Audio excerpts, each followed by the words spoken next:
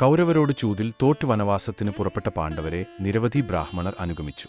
അവർക്കു ഭക്ഷണം നൽകാൻ വഴികാണാതെ വിഷമിച്ച ധർമ്മപുത്രർ ധൗമ്യമഹർഷിയുടെ ഉപദേശപ്രകാരം സൂര്യനെ തപസ്സു ചെയ്തു പ്രത്യക്ഷപ്പെടുത്തി.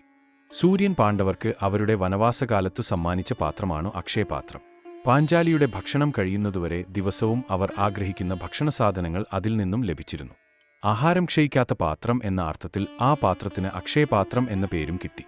ഈ ദിവ്യപാത്രലബ്ധിയിൽ പാണ്ഡവരോട് അസൂയാലുവായിത്തീർന്ന ദുര്യോധനൻ അവരെ ആപത്തിൽ ചാടിക്കാൻ വേണ്ടി പാഞ്ചാലി ഭക്ഷണം കഴിഞ്ഞിരിക്കുമ്പോൾ ചെന്ന് ഭിക്ഷ ചോദിക്കണം എന്ന നിർദ്ദേശത്തോടെ ദുർവാസാവിനെ അവരുടെ അടുക്കലേക്ക് പറഞ്ഞയച്ചു.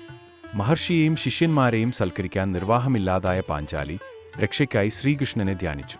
ശ്രീകൃഷ്ണൻ പ്രത്യക്ഷപ്പെട്ടത് തനിക്ക് വിശപ്പിന് എന്തെങ്കിലും വേണമെന്ന് ആവശ്യപ്പെട്ടുകൊണ്ടാണ്. പാഞ്ചാലി കൂടുതൽ വിഷമിച്ചു.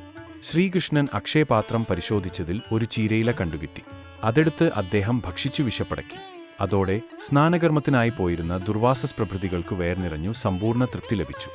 ജ്ഞാനചക്ഷുസ്സുകൊണ്ടു യാഥാർത്ഥ്യം ഗ്രഹിച്ച മഹർഷി പാണ്ഡവരെ അനുഗ്രഹിക്കുകയും കൗരവരെ ശപിക്കുകയും ചെയ്തു.